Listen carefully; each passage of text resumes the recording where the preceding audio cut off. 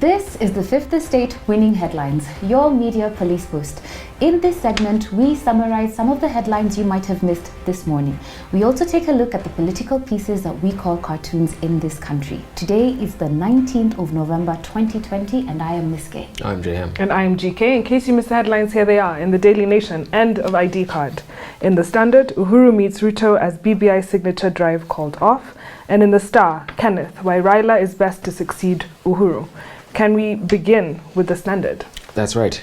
So the Deputy President, William Ruto, has been saying that a non-contested referendum is possible.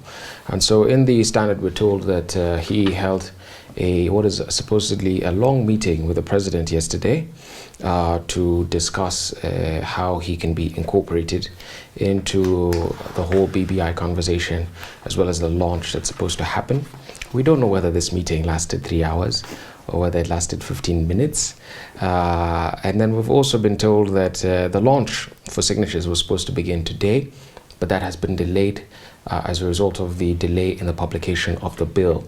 As you know, before signatures begin, as a matter of procedure, it's important that the bill is published so that people know exactly what they're appending their signature on the petition for.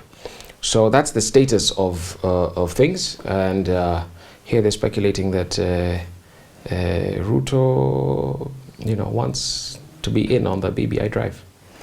Nobody can stop reggae, and if you want to be in, be in. Absolutely. The end. So we have a three-part criteria that we're going to use to break down the headlines. We ask ourselves, is it topical or speculative? Is it repetitive or groundbreaking? And is it thoughtful or just plain lazy? What do we think of that headline? Speculative. Yeah, it's speculative. Okay, so we'll toss that one. In the Daily Nation, end of the ID card. Yes, from Kipande to Huduma number. Yesterday there was a launch of the countrywide issuance of Huduma number cards, signaling the end of the era of the ID card. All the citizens who registered for Huduma cards within the next couple of months will be receiving text messages informing them of how to pick up their Huduma cards as they're now coming out. It is said that, although the card has been dogged with a lot of controversy, they have put in security features that will allow it to be better than the first and second generation ID cards that will prevent forgery and fraud. And they want to use them to create a digital data bank of all citizens. I'm really particularly interested in what those security features are, because I am very nervous about having all our data in this singular database that is open to hackers and have our data out on the dark web. That information is exceedingly precious. But either way, they say that it will soon, after 12 months, be mandatory for Kenyans to produce the Huduma card to access government services such as driving licenses, registering a mobile phone, voting, paying taxes, opening an account, registering a company, getting a marriage certificate. You also will not be able to buy or transfer land, register for electricity connections, access universal healthcare services, benefit from the government housing scheme, enroll in a public education facility. That means even your children have to have them, or register a vehicle. So Huduma is basically life in Kenya. Huduma is life. I do hope that the national government still retains the information on location, sublocation, division, subdivision, and village. This one has a chip. It even has exactly where you are at the moment. Fantastic. And it says that a second mass registration is to be held next year, so that those who were resisting can board forcefully. So do we keep it? I quite like it's quite poetic. End of ID card. Yeah, short and I like it. I like it. Absolutely. So we can park it. Let's move to the Star. And in the Star, we have an interview that was done. So Kenneth, why Raila is best to succeed Uhuru. And the former Gatanga MP basically gave an interview, outlined various things, saying that Raila, should he decide to run, deserves it because he has been at the center of the struggle to make Kenya a better country. He also reckons that the 2022 poll may be different given the referendum, change in structure, but also that could there be a third candidate that would be backed, and what would that entail? So lots of questions there. He also said that it would be okay for the president to dissolve cabinet should they not play ball with BBI and enforcing it. Interesting thing there. I mean, I would only say timing is everything in politics. So I don't know if this conversation is too early. I don't know. Very premature. Is Raila truly going to be on the ballot? Maybe he's liking where he is right now. 2, referendum for sure is a game changer. And the third thing, Gemma, I think there was a question there about Mount Kenya and whether he would be the kingpin. And I think, Gemma right now is a house divided. So there's opportunity. It is ripe for someone to come and organize them, someone with great convening power. And PK is asking whether that is him. But PK needs to be bold. He shouldn't be asking us. He should be taking it, and we should be finding out in 2021, late 2021, that it is him. But somehow, he appears to me as a bit of a non-starter. Like, he needs a lot of jolting and pushing. He just needs to dive in and have the courage and the faith to trust the process. I think PK has been on the wrong side previously, and maybe right now he's trying to position himself, pivot, see where the conversation is going. Perhaps this is what this interview was about. Who do we give our winning headline? I say we toss that headline. We toss the star. So we're left with the Daily Nation, end of the ID card, as our winning headline. On to the political pieces that we call cartoons in this country, where we also have the 3-part criteria. We ask ourselves, is it humorous or dry? Is it satirical or pessimistic? And is it effective or just plain lazy? Can we begin with the Standard? Yep. The Standard. Here we have a caricature of the whining governor, the wailing governor, in different frames, ranting. And the first one, it says, jail me, there is life in prison. Impeach me, there is life after politics. Kill me, there is life after death. And yada, yada, yada. And he's holding bottles of Hennessy. God knows what. And this is in reference to all the rants and the complaining he's been doing lately after being emasculated by General Badi. Really, I'm not particularly inspired by it. I think we'd toss it. Toss it? Toss it is. Then we have the Star, in which we have 2 caricatures in the form of BBI and Huduma Number, and they're strangling Kenyan, squeezing a Kenyan to death almost. And the caption there is Mupende Musipende. And I think BBI and Huduma Number. Yeah, I think Kenyans do not have a choice when it comes to Huduma Number anyway, because you must access your services and your basic rights. When it comes to BBI, there you have a choice. It will be put to referendum, so you can vote no should you want to. Yeah, you can vote no. Or you could stay home. But exactly, GK. But still, you can abstain. Like I said, stay home. All we need is 20% of the registered voters. That's the threshold. Stay home. You're giving away secrets. Oh, sorry. The threshold is low. Let me say why I agree with this cartoon, if we flip it. The reason I agree with it is because people inherently don't know what's good for them. And the people don't want to be told about process. People want to be told about results. And part of the reason why people are expressing frustration right now with BBI, and rightly so, is because they've been so involved in processes in the past which have not delivered desired results. And this is why I guess is. But if the elite, political elite as we have it now, campaigning for BBI, manage to sail through, then we will have results in the end. And don't forget also the people, the way they work is that when things go wrong, they don't blame who is responsible, they blame who is in charge. And that is why that's why they should not be the ones who are dictating whether BBI should pass on. Who cares what the masses think? As long as we have elite consensus, we shall live. Absolutely. So let's park that. Good commentary there. So now in the Daily Nation. In the Daily Nation, we have a caricature of our president, Uhuru Kenyatta, holding a bow with a pen as the arrow, shooting. Next to him is Raila Odinga, a caricature of Raila Odinga, and it says, our target is 4 million signatures, and they're pointing at a list, a file of signatures that is on top of a caricature of William Samoei Ruto, who is closing his ears, trying not to listen to what they're saying. I actually love this cartoon. Or hoping not to get hit. I'm not sure. That's also possible. And his legs shaking. I mean, it's crazy. I think given this and the context of the apparent meeting, he seems maybe a desperate man there. He is a desperate man. So who do we give our winning cartoon? I quite like the Star. Mupende Musipende. I like the Star too. It feels like the state in which we are in. There you have it. That gives us our winning cartoon. And now for our final 4. But before we get there, please remember to subscribe to our YouTube channel.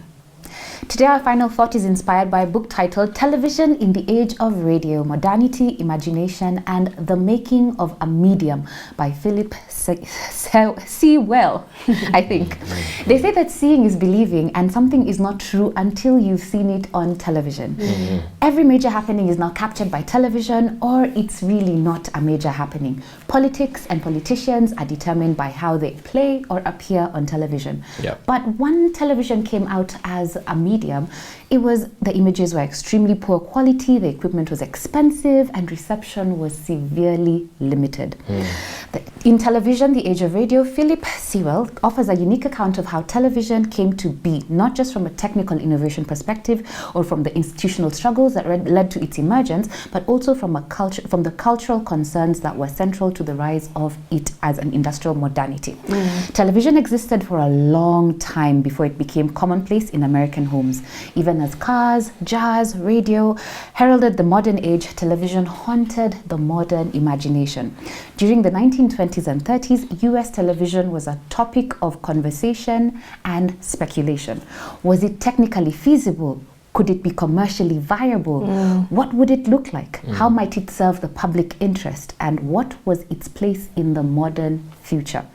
One of the first people, it's true that television was a thing of magic, imagination, and literature, but its treatment in this book is exceedingly dry. However, I would like to quote literature. One of the first people to recognize the potential of television was Aldous Huxley, the author of Brave New World. And published in 1932, he described a hospice of the future in which every bed had a TV set at its foot. The television was left on a running tap from morning till night. When he wrote this book, I'm sure it all sounded really creepy and very good for the imagination, but that's our reality. Interesting. So I want to tell a story, a short account of how TV became show business. And as you know, TV today is show business. And here's how it happened. It all begins with telegraphy and photography. Those laid the foundation for the age of show business. And so up until the middle of the 1800s, information only moved as fast as a person could travel. That is, at the speed of a horse or a car or a train. But the man we spoke about yesterday, Guglielmo Marconi, changed things entirely with telegraphy. Suddenly, information could travel across vast distances almost instantaneously. However, on the upside, this revolutionized communication greatly, and to the detriment of the quality of information. And so the unintended consequence was that it stripped information and news of its social and intellectual context. The American writer and philosopher Henry David Thoreau put it best when he disdainfully predicted during the early days of the telegraph that telegraphic connection would only lead to the communication of trivial information, and indeed it did. For instance, one telegraph conveyed the news at that time from England to America that Princess Adelaide had the whooping cough. That's all it said. And yes, Princess Adelaide had the whooping cough. But what about the context of her sickness? Did a lot of English people have it too? Well, we don't know. What were the short and long-term implications? Those people didn't know once they got that telegraph. So telegraphy, unlike print media, wasn't good at providing context and analysis. This was also a matter of technicality. Telegraphs could only at that time carry snippets of information. And that resulted in the quick communication of a great many irrelevant facts, or the facts that were most sensational perhaps. In other words, telegraphic information was the antithesis of the information found in print media like books and pamphlets and newspapers. Now, photography emerged around the same time, and it perfectly complemented the flood of telegraphic fragments. Photographs took the situation from bad to worse. Like telegraphy, photography presents facts untethered from context, with no discussion of what the facts might mean. So in sum, telegraphy and photography formed the foundation of the age of show business, a culture full of random information floating free of context with a lot of sensation. And this is then the culture that was perfected by TV.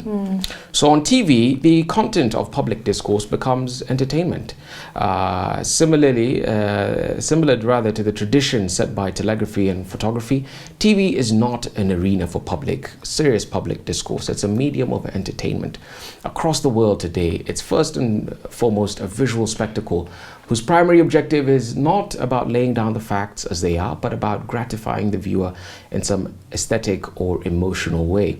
And Ronald Reagan, the former president, noticed that as early as 1966 when he remarked that politics is just like show business. Indeed, the 1960 election, which televised the presidential debate between JFK and Richard Nixon, confirmed that. And so, that's the context in which basically the TV has been, made to be show business and all about entertainment. Yeah. And we gradually lost more and more of the fact-based way of getting stories. Yeah. Oh, fantastic. So I started reading this book and then I put it down. It was a bit dry, but it did trigger a really interesting thought. And it was the use of TV in intelligence and security. And it got me thinking. So we know Bollywood is the Indian version of, where all the arts and media go to. We have Hollywood. You have the Chinese films that were famous for Kung Fu and, the Han era and all that stuff, the historical dramas. And then it got me thinking about Israel. And they've become really famous. They almost have a niche for what is called espionage, sort of that espionage, dark mystery spy thing. And the official Israeli policy, it said, for spy masters is to brag about your exploits, adding to the perception that Israel is everywhere in the Middle East and Mossad is everywhere and they're always listening. But it got me to think how TV became such a useful cultural medium to perpetuate some of these things. So you always thought America is big and powerful because you saw in the movies like Top Gun, you saw the Air Force, you saw all those things that made you feel, okay, America is great. And the Israeli, I think, have also cornered this niche for the spy world, right? And so I'll take you through a few, which I think everyone should watch. Inside Mossad, I think it's on Netflix. And this was a compelling documentary that unmasked the human faces behind those working in Mossad. And the director talks about how hard it was. It took him almost 2 years to actually find the people with which he should talk about. And so he likened it to also, being an intelligence officer, just trying to figure out who he should talk to. And here he talked with assets, double agents, and, they made arguments for and against targeted killing. So it was very interesting to watch. I watched it myself. He did, however, note that women are very sheltered in the spy agency.